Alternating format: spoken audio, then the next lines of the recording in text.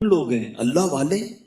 تو نبی پاک فرماتے ہیں قرآن پڑھنے والے کہ یہی لوگ اللہ والے اور خواص میں شامل ہیں، خاص لوگوں میں شامل ہیں، اللہ والے ہیں جو قرآن پڑھنے والے ہیں۔ آپ سوچو کہ ہم قرآن کتنا پڑھتے ہیں۔ اب چند سورتوں کی فضیلت بھی سن لو۔ بندہ کہ یار پورا قرآن پڑھنے میں تو ٹائم لگے گا، پورا ہی پڑھنا ہے، لیکن جب جب موقع ملے تو میں کچھ آپ کو خاص صورتیں بتا دیتا ہوں جس کی برکتیں سنتے جاؤ۔ پیارے آقا علیہ الصلوۃ والسلام فرماتے ہیں اپنے گھروں کو قبرستان مت بناؤ، بے شک جس گھر میں سورہ بقرہ پڑھی جاتی ہے شیطان اس گھر سے بھاگ جاتا ہے۔ جب جب موقع 2.5 پارے ہیں، 2.25 پارے ہیں، اگر صحیح پڑھنا ہے تو 1 گھنٹے میں ہو جاتی ہے سورہ بقرہ، 1 گھنٹہ نہیں ہے۔ شیطان بھاگ جائے، برکتیں آ جائیں گی نا۔ جس گھر میں شیطان ہوگا کدھر سے برکتیں آنی ہیں؟ تو سورہ بقرہ اپنے گھر میں پڑھیں، جب جب مہینے میں 1 بار پڑھ لیں، روز کا آدھا پارہ پڑھیں تو 4 دن میں 5 دن میں سورہ بقرہ ختم ہو جائے گی۔ پڑھنے والے تو بنے نا۔ سنیے سورہ کہف کی کیا فضیلت ہے۔ پیارے آقا علیہ الصلوۃ والسلام فرماتے ہیں جو سورہ کہف کی پہلی 10 آیتیں یاد کر لے دجال سے محفوظ رہے گا۔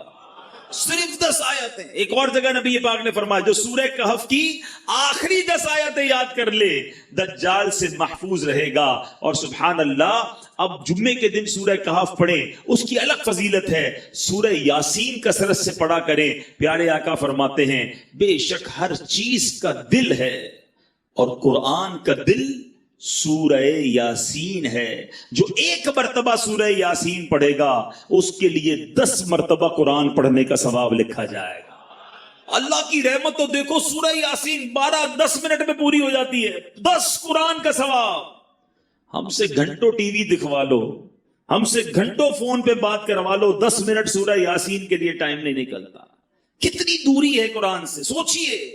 سورہ دخان یہ بھی تقریباً 3 صفوں کی سورت ہے، بہت جلدی پوری ہو جاتی ہے۔ فضیلت سنو، پیارے آقا علیہ الصلوۃ والسلام نے فرمایا، ترمذی کی حدیث، جو کسی رات میں سورہ دخان پڑھے گا تو صبح ہونے تک 70,000 فرشتے اس کے لیے دعائے مغفرت کرتے رہیں۔ ہم ایک امام صاحب سے دعا کرا کے بڑے خوش ہوتے ہیں، یار فلاں مولانا صاحب آئے تھے، میں نے ان سے دعا کرائی، بڑی اچھی بات ہے، بزرگوں سے کرانی چاہیے۔ مگر اس بندے کی خوش قسمتی کے کیا کہنے کہ 70,000 فرشتے ساری رات اس کے لیے دعا کر رہے ہیں۔ پڑھ لیجئے سورہ دخان، کتنی دیر لگتی ہے سورہ دخان پڑھنے میں؟ سبحان اللہ۔ سورہ ملک یہ مدنی انعام بھی ہے، روزانہ رات کو جو سورہ ملک پڑھتے ہیں انہیں مبارک ہو۔ دعوت اسلامی کے مدرسۃ المدینہ بالغان میں بھی پڑھ کر سنائی جاتی ہے۔ نبی پاک علیہ الصلوۃ والسلام نے فرمایا بے شک قرآن میں 30 آیتوں پر مشتمل ایک سورت ہے جو اپنے قاری کے لیے شفاعت کرتی رہے گی یہاں تک کہ اس کی مغفرت کر دی جائے گی۔ یہ تبارک الذی بیدہ الملک ہے، 30 آیتوں والی سورت ہے، چند منٹ لگتے ہیں۔ اے میرے میٹھے اسلامی بھائیوں، میں نے مختصر وقت میں آپ کو کچھ قرآن پاک کے فضائل بیان کیے ہیں، کچھ اہمیت اجاگر کرنے کی کوشش کی ہے۔ سورہ اخلاص کتنی مختصر سورت ہے، اللہ کی رحمت دیکھو ہم پر کتنا برسنا چاہتی ہے۔ پیارے آقا علیہ الصلوۃ والسلام نے فرمایا، مسلم شریف کی حدیث ہے، آقا فرماتے تم میں سے کوئی شخص رات میں 1/3 قرآن کیوں نہیں پڑھتا، 1/3 قرآن کیوں نہیں پڑھتا؟ صحابہ کرام نے عرض کیا حضور کوئی شخص 1/3 قرآن، 1/3 قرآن رات میں کیسے پڑھ سکتا ہے؟ نبی پاک علیہ الصلوۃ والسلام نے فرمایا قل هو اللہ احد 1/3 قرآن کے برابر ہے۔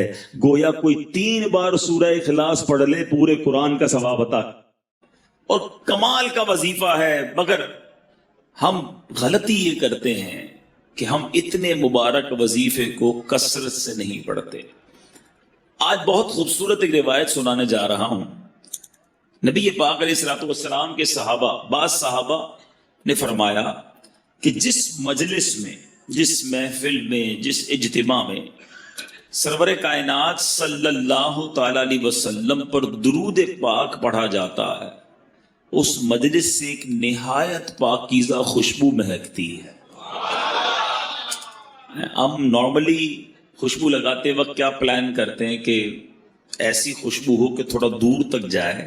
عطر والے کو کہتے ہیں نا یار ذرا لانگ لاسٹنگ دینا، ایسا عطر پرفیوم دینا جو دیر تک رہے اور دور تک مہکے۔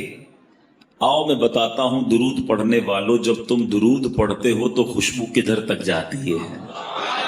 صحابہ کہتے ہیں جب کسی مجلس میں کسی محفل میں درود پڑھا جاتا تو اس درود کی مہک آسمانوں تک جاتی ہے، اور وہاں اللہ کے فرشتے اس خوشبو کو جب محسوس کرتے ہیں تو کہتے ہیں زمین پر کسی مجلس میں ہو نہ ہو کہیں آقا کے دیوانے جمع ہو کر نبی پاک پر درود و سلام کا نذرانہ پیش کر رہے ہیں۔ یعنی یہاں ہم درود پڑھیں، وہاں فرشتوں کو پتہ چل جاتا ہے کہ کہیں درود پڑھا جا رہا ہے جس کی یہ مہک ہے، اس کی یہ خوشبو ہے جو آسمانوں تک پہنچ رہی ہے۔ اللہ اکبر۔ نبی پاک علیہ الصلوۃ والسلام ایسے، ان کا ذکر اتنا مہکا، ان کی بات کرے تو خوشبو نکلے، تو خود نبی پاک علیہ الصلوۃ والسلام کی خوشبو کا عالم کیا ہوگا۔ میں بڑے بڑے حسین، بڑے اسپیشل لوگوں کی لوگ بات کرتے ہیں، لوگ کہتے ہیں بہت حسین ہے فلاں فلاں جناب، بڑا اس کو لوگ فالو کرتے ہیں، اس کے فینز ہیں، اس کے فالوورز ہیں۔ دنیا داروں کی جو محبت میں گرفتار ہیں، میں ایک سوال کرنا چاہتا ہوں، ساری دنیا میں کوئی کتنا ہی حسین کیوں نہ ہو، اس کے پسینے سے بدبو آتی ہے، ٹھیک ہے نا جناب؟ کوئی کتنا ہی طرح دار کیوں نہ ہو، ایٹیکیٹس والا کیوں نہ ہو، جو بڑا نازک کیوں نہ ہو، مگر جب وہ تھوکتا ہے تو اس کے تھوک سے لوگوں کو گھن آتی ہے۔ Nobody like it. کس کو تھوک اچھا لگتا ہے؟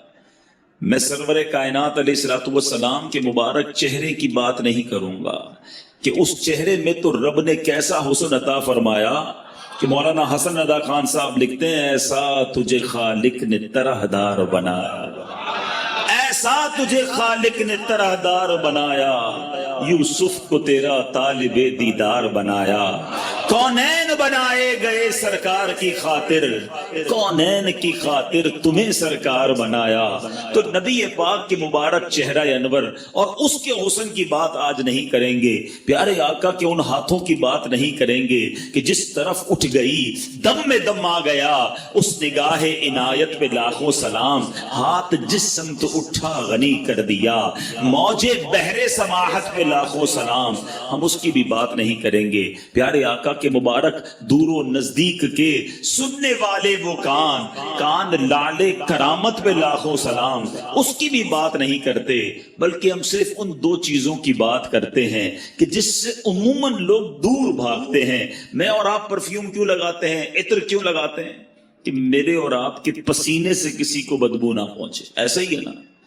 بندہ اپنے پسینے سے کسی اور کو تکلیف نہ ہو، اچھی بات ہے، سنت کی نیت بھی ہو اور یہ بھی ساتھ نیت ہو کہ میری وجہ سے کسی مسلمان کو تکلیف نہ ہو، عطر لگانے کا بھی ثواب ملے گا۔ لیکن آج بتاتا ہوں میرے آقا کا پسینہ کیسا تھا، نبی پاک کا لعاب دہن کیسا تھا۔ We just talk about these two things۔ ہم فقط ان دو چیزوں کی آج بات کرتے ہیں، ذرا غور کیجئے۔ باقی نبی پاک کے کمالات تو بیان ہی نہیں کر سکتے نا، بڑے بڑے علماء نے کوشش کی، عاشقوں کے امام نے بھی قلم اٹھایا، جس نے بھی کوشش کی وہ عاجز ہو گیا، حیران ہو گیا۔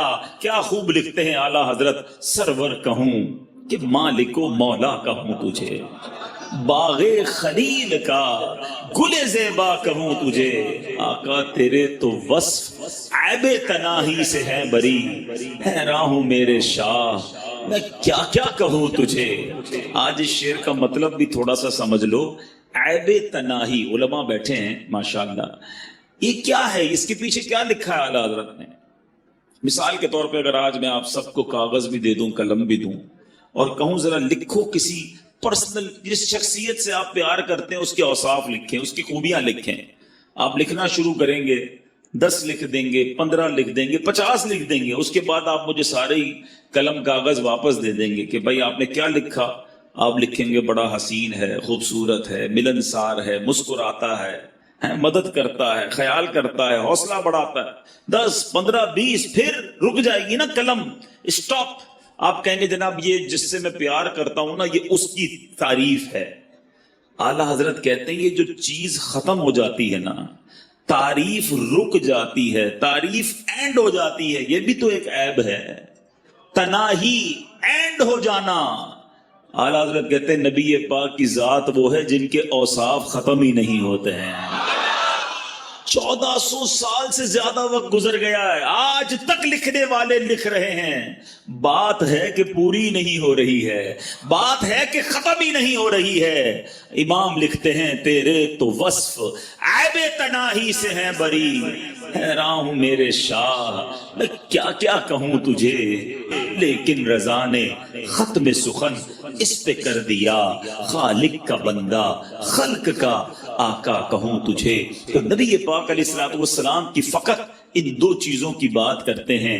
آپ نے ذکر مصطفیٰ درود پاک کے بارے میں سنا نا کہ آقا کا ذکر کرو تو آسمان تک خوشبو جاتی ہے، کیوں نہ خوشبو جائے؟ نبی پاک خود کتنے مہکے مہکے، اللہ اکبر۔ میرے آقا جس گلی سے گزر جاتے ہیں نا، جس گلی سے نبی پاک گزر جاتے وہ سڑک مہک جایا کرتی، وہ گلی خوشبودار ہو جایا کرتی۔ صحابہ کرام کو جب نبی پاک کو تلاش کرنا ہوتا کسی سے پوچھتے نہ تھے کہ نبی پاک کہاں گئے ہیں، سڑک کے کنارے کھڑے ہوتے، خوشبو بتا دیتی کہ آقا گزر کر گئے ہیں۔ اور اسی بات کو بریلی کے تاجدار نے، امام عشق و محبت نے کیا خوبصورت انداز میں لکھا، فرماتے کیا مہکتے ہیں مہکنے والے، لگا لو خوشبوئیں جتنی لگانی ہے، مہکنے والوں سنو کیا مہکتے ہیں مہکنے والے، بو پہ چلتے ہیں بھٹکنے والے، امبر زمین۔ اعلیٰ حضرت کہتے ہیں بتاؤں نبی پاک جس سڑک سے جس گلی سے گزرتے وہ گلی پہچانی کیسی جاتی؟ کہتے ہیں امبر زمین، عبیر ہوا، مشک تر غبار۔ آقا جس گلی سے گزرتے زمین امبر کی ہو جاتی، ہوا عبیر ہو جاتی، غبار جو تھا مٹی جو ہے وہ مشک جیسی ہو جاتی۔ امبر زمین، عبیر ہوا، مشک تر غبار، ادنا سی یہ شناخت تیری۔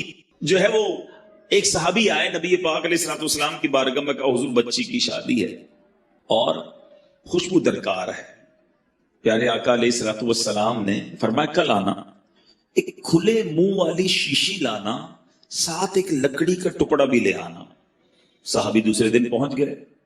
نبی پاک علیہ الصلوۃ والسلام نے انہی صحابی کے سامنے، دیکھو یہ عشق کا امتحان دیکھو، انہی صحابی کے سامنے اپنے مبارک ہاتھوں سے پسینہ نکالنا شروع کیا اور اس شیشی کے اندر بھرنا شروع کیا۔ مانگا عطر ہے اور دیا پسینہ جا رہا ہے، مگر صحابی کا بلیف دیکھو، یقین دیکھو۔ عرض نہیں کیا کہ حضور بچی کی شادی ہے، عطر چاہیے، آپ پسینہ دے رہے ہیں۔ پیارے آقا نے جب شیشی بھر گئی فرمایا اپنی بیٹی کو کہنا جب خوشبو کی ضرورت ہو اس لکڑی کے ٹکڑے سے اس عطر کو، اس پسینے کو اپنے جسم پر لگا لیا کرے۔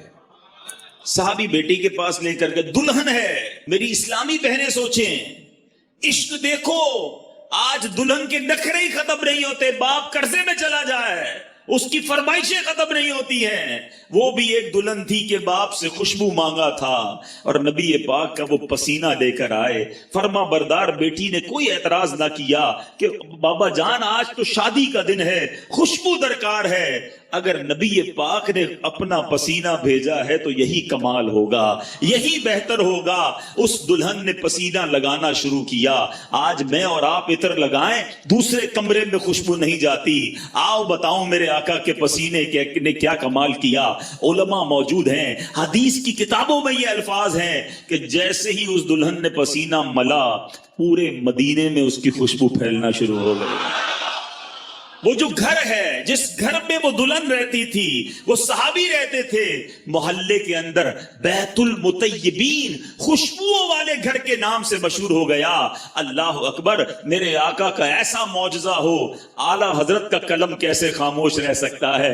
عاشقوں کے امام لکھتے ہیں واللہ جو مل جائے میرے گل کا پسینہ، واللہ جو مل جائے میرے گل کا پسینہ، مانگے نہ کبھی عطر نہ پھر چاہے دلہن پھول۔ ارے آقا کا پسینہ مل جائے تو نہ دلہن کو پھول چاہیے نہ دلہن کو جناب عطر چاہیے۔ اب یہ تمام باتیں سنتے ہیں نا تو ایمان تازہ ہو جاتا ہے کہ کیا منظر ہوتا ہوگا۔ آقا جس گلی سے گزرتے ہوں گے صحابہ ہاتھ باندھے باندھے پیچھے چلتے ہوں گے، خوشبوئیں بھی سونگتے ہوں گے۔ 1400 سال پرانی بات ہے، مگر سچی بات بتاؤں آج بھی، ہاں جو مدینے شریف گئے ہیں نا وہ میری بات مانیں گے۔ آج بھی اگر کوئی عاشق رسول مدینے چلا جائے، نبی پاک کے مبارک تھوک مبارک کی بات کریں، اللہ اکبر، پیارے آقا کی بارگاہ میں اہل مدینہ آتے، دور دور سے لوگ آتے، کہتے حضور ہمارے کنویں کا پانی کھارا ہے۔ آپ کے یہاں بھی کبھی بورنگ میں کھارا پانی نکل آئے؟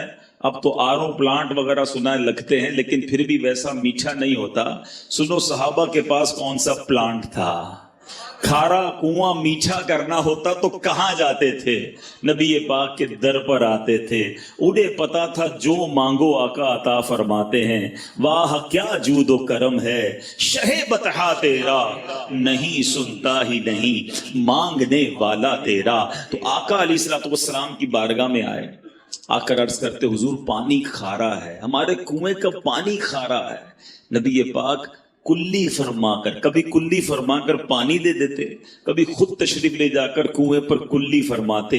آقا کا کلی کیا ہوا پانی، کیونکہ اس میں لعاب مصطفیٰ صلی اللہ تعالی علیہ وسلم مل جاتا تھا، جب وہ کنویں میں ڈالا جاتا کھاری کنواں میٹھا ہو جایا کرتا۔ اعلیٰ حضرت لکھتے ہیں نا، جس سے خاری کنویں شیرائے جاں بنے، جس سے خاری کنویں شیرائے جاں بنے، اس زلال حلاوت پہ لاکھوں سلام۔ آقا کی زبان سے جو چیز ٹچ ہو جاتی، جو لعاب لگ جاتا۔ ایک صحابی، ان کا نام ہے حضرت عتبہ بن فرقد رضی اللہ تعالی۔ آپ کی 4 بیویاں تھیں، 4 ازواج تھیں۔ آپ کی بیویاں، آپ کی ازواج سوچتی کہ حضرت عتبہ خوشبو کون سی لگاتے ہیں، وہ بڑی مہنگی مہنگی خوشبو لگاتی، مگر حضرت عتبہ کی خوشبو سے آگے نہ بڑھ پاتی۔ اور گھر میں بیوی زوجہ تو دیکھ لیتی ہے نا کہ عطر کون سا لگایا جا رہا ہے، وہ کبھی عطر لگاتے بھی نہیں دیکھا۔ ایک بار ایک زوجہ نے آپ سے عرض کی حضور یہ بتائیں آپ خوشبو کون سی لگاتے ہیں؟ ہم ساری مل کر کوشش کرتی ہیں کہ آپ کی خوشبو کے برابر آ جائیں، مگر آپ کی خوشبو بڑی عرفہ و اعلیٰ ہے، آپ بتائیں تو صحیح کون سی خوشبو یوز کرتے ہیں؟ آپ نے فرمایا میں کوئی خوشبو نہیں لگاتا۔ میرا واقعہ بڑا عجیب ہے۔ فرماتے ہیں کہ ایک بار میرے جسم پر آبلے پڑ گئے، اسکن ڈیزیز ہو گئی نا، جسم پر جلد کی بیماری ہو جاتی، آبلے پڑ گئے۔ صحابہ کا کمال یہ، جتنی سیرت پڑھے نا، صحابہ کرام کو جو پرابلم ہوتی تھی ڈاکٹر نہیں نظر آتا تھا، کسی جگہ ایمرجنسی وارڈ میں نہیں جاتے تھے، بلکہ حضرت قتادہ کی آنکھ نکل جاتی، وہ بھی نبی پاک کے پاس ہی آتے۔ حضرت عتبہ بن فرقد کہتے ہیں میں پیارے آقا کے پاس چلا گیا کہ حضور جسم پر آبلے پڑ گئے۔ نبی پاک نے فرمایا کرتا اتارو۔ میں نے کرتا اتارا۔ آج اسکن پر، جلد پر کوئی بیماری لگے تو کریم لگائی جاتی ہے، آئنٹمنٹ لگائے جاتے ہیں، بڑے بڑے ڈاکٹر فارمولے لگاتے ہیں۔ نبی پاک نے حضرت عتبہ کا کرتا اتارنے کے بعد اپنا لعاب دہن نکالا، حضرت عتبہ کے جسم پر ملنا شروع کر دیا۔ اپنی زوجہ سے فرماتے ہیں وہ دن ہے، آج کا دن ہے، آبلے تو ختم ہو گئے، ہمیشہ میرا جسم بہکتا ہی رہتا ہے۔ بہت سارے ناظرین کو نہیں پتا ہوگا کہ تسبیح فاطمہ ملی کیسے۔ جی ہوا یہی تھا کہ پیارے آقا علیہ السلام کے پاس کچھ خادم اور خادمائیں آئی تھیں، اور مولا علی شیر خدا نے دیکھا کہ خاتون جنت اپنے ہاتھ سے کام کاج کر رہی ہیں، ہاتھ پر نشان بھی اس سے پڑ جاتے ہیں، جسم پر بھی نشان پڑ جاتے ہیں۔ تو کہا آپ بابا جان سے جا کے کوئی خادم لے لو۔ تو پیارے آقا علیہ السلام کے پاس حاضر ہوئی تو دیکھا کچھ صحابہ بیٹھے تھے، حیا ہوئی کہ میں کیسے سب کے سامنے بات کروں، اب واپس آ گئے۔ پیارے آقا علیہ السلام نے شہزادی کو دیکھ تو لیا تھا، میرے آقا شام تشریف لے آئے گھر میں، اور ارشاد فرمایا تمہارا آنا ہوا۔ میں خلاصہ عرض کر رہا ہوں کہ حضور وہ آپ کے پاس کچھ خادم خادمائیں آئی تھیں، میں گھر کے کام کرتی ہوں تو ہاتھ پر چھالے بھی پڑ جاتے ہیں یا جسم پر نشان بھی پڑ جاتے ہیں۔ تو کونین کے والی صلی اللہ تعالیٰ علیہ وسلم، حالانکہ آپ کی لخت جگر ہیں، احادیث ملتی ہیں کہ آقا فرماتے ہیں فاطمہ میرے جگر کا ٹکڑا ہے، جو اس کو پسند ہے وہ مجھے پسند ہے، یعنی فاطمہ کی ناراضی میں اپنی ناراضی فرما، یعنی اتنا کلوز ریلیشن ایک جگہ تو بیان، کئی جگہ بیان فرما۔ دوسری جگہ بیٹی کہہ رہی ہے کہ میرے ہاتھوں پہ چھالے پڑ جاتے ہیں یا جسم پر نشان پڑ جاتے ہیں، مگر تربیت اولاد، پیارے آقا علیہ السلام کا جس کو کہتے ہیں نا کہ سادگی کا درس، اور کس طرح اپنے ہاتھ سے کام کرنے کو آپ نے ترجیح ارشاد فرمائی، اور آپ نے فرمایا کہ فاطمہ اپنے گھر کے کام کاج اپنے ہاتھ سے کر لیا کرو۔ اور جب تھک جایا کرو تو 33 بار سبحان اللہ، 33 بار الحمدللہ، 34 ایک روایت کے مطابق 34 بار اللہ اکبر پڑھ لیا کرو، تمہاری تھکن اس سے دور ہو جائے گی۔ خادم نہیں دیا تھکن دور کرنے کا فارمولا دے دیا، بلکہ علماء نے تو یہاں تک فرمایا کہ اگر آج بھی کوئی مزدور یا کوئی شخص کام کاج کر کے تھک جاتا ہو نا، اس کو فیل ہوتا ہو کہ مجھے تھکن لگتی ہے، تسبیح فاطمہ پڑھے، اس کی تھکن دور، سونے سے پہلے پڑھ لے، اس کی تھکن دور ہو جائے گی۔ لیکن یہاں جو لیسن ملتا ہے اشفاق بھائی، جو آج کے دور کا میں سمجھتا ہوں بڑا امپورٹنٹ میسج ہے، کہ نبی پاک علیہ الصلوۃ والسلام نے اپنی صاحبزادی کو گھر کے کام کاج ہاتھ سے کرنے کا درس دیا۔ انہوں نے جھگڑا نہیں کیا، انہوں نے کمپلین نہیں کی کہ بابا جان میں تو آپ کی بیٹی، میں آپ کی لخت جگر، آپ میرے سے اتنا پیار کرتے ہیں، خادم آپ کے پاس آئے ہوئے ہیں، آپ مجھے کیوں نہیں دے رہے؟ انہوں نے صبر کیا اور اس کو ایکسیپٹ کیا۔ جہاں نبی پاک علیہ الصلوۃ والسلام اولاد کے ساتھ برتاؤ کیسا کر رہے ہیں وہ سیکھنا ہے، وہاں آج ہمیں یہ بھی سیکھنا ہے کہ گھر والوں کا اپنے بڑوں کے ساتھ برتاؤ کیا ہونا چاہیے۔ حدیث پاک میں آتا ہے جو یہ 5 کام جمعے والے دن کر لے تو اس کی جنت واجب ہو جاتی ہے۔ اس واہ دیکھیں نا، جنت واجب ہو جانے والا عمل ہے تو زندگی میں کبھی ایک بار تو کریں۔ اس میں کیا ہے کہ جمعے کے دن روزہ رکھے، جمعہ پڑھے، کسی مریض کی عیادت کرے۔ یہ 3 کام تو ہم کر سکتے ہیں۔ کل روزہ سب نے رکھا ہوگا، جمعہ پڑھیں گے، مریض خاندان میں کوئی نہ کوئی مل جاتا ہے، ہو سکتا ہے مسجد میں مل جائے۔ 2 کام ہے، نکاح میں شرکت کرے اور جنازے میں شرکت کرے۔ اس کے ساتھ ایک چھوٹا سا، میں شاید چہروں پہ مسکراہٹ بھی آئے گی اور بندہ چاہے تو نیکی کیسے ہو جاتی ہے۔ اچھا مجھے چونکہ کل یہ 4 کام میسر ہیں، نکاح میں نے پڑھانا ہے مدینہ میں، تو اب میں صرف اب اللہ خیر کرے جنازہ مل جائے گا تو۔ لیکن ایک بار کیا ہوا کہ ایک مبلغ دعوت اسلامی جو تھے، ان کا میں اس کی واقعہ بتا رہا ہوں کہ کوشش کرے تو بندہ کیسے مل جاتا ہے اس کا کام، کہ انہوں نے سوچا کہ یار سب کو بیان کرتا رہتا ہوں اور کبھی خود تو یہ کام کیا نہیں، یار چلے ہم بھی کوشش کریں۔ تو روزہ رکھ کے جمعہ پڑھا، اور فیضان مدینہ میں ہی وہ ہے کیا نام ہے، شفا خانہ ہے، تو وہاں بھی چلے گئے، مریض کی عادت بھی ہو گئی، نکاح پڑھانا تھا، نکاح بھی شرکت ہو گئی۔ اب انہوں نے کئی دوستوں کو میسج کیا کہ یار کہیں سے کوئی جنازے کی اطلاع ہو تو مجھے بتائیں، ویسے نارملی میسج آ رہے ہوتے ہیں۔ تو 4:45 بجے یا 4:50 پہ ان کو میسج آتا ہے کہ بھئی فیضان مدینہ کے قریب تھے وہ، کہ خارا در کے قریب ایک جگہ ہے اور وہاں عصر کے بعد جنازہ ہے۔ انہوں نے کہا چلو میں پہنچتا ہوں۔ یہ وہاں پہنچے، وہ گلیوں کے اندر مسجد، وہاں جب پہنچے تو اب چونکہ وہ مدنی چینل کے مبلغ بھی تھے تو علاقے والے حیران کہ یہ بھائی یہاں کہاں سے آ گیا۔ اچھا وہ پہنچے تو نماز عصر ختم ہو چکی تھی، جنازہ باہر رکھا تھا، جب مسجد والے باہر آ رہے تھے تو انہوں نے کہا چلو میں جنازہ پڑھ لوں، نماز عصر بعد میں پڑھ لوں گا۔ تو مسجد والوں نے کہا نہیں، نماز جنازہ آپ نہیں پڑھانی ہے، تو انہوں نے نماز جنازہ بھی پڑھا دی۔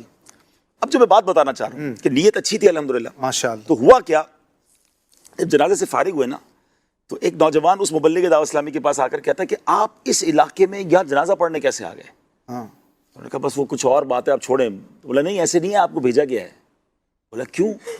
کہہ رہا ہے یہ میری نانی کا یا پتہ نہیں پھوپھی کا بتائیے، ان کا جنازہ تھا، اور یہ دن میں 15-16 گھنٹے مدنی چینل دیکھتی تھی، اور ان کی یہ وصیت تھی کہ میرا جنازہ مدنی چینل والے پڑھائیں گے۔ اللہ یہ آپ کیسے آئے ہیں، کہاں سے آئے ہیں؟ تو وہ مبلغ بھی حیران، وہ بھی حیران۔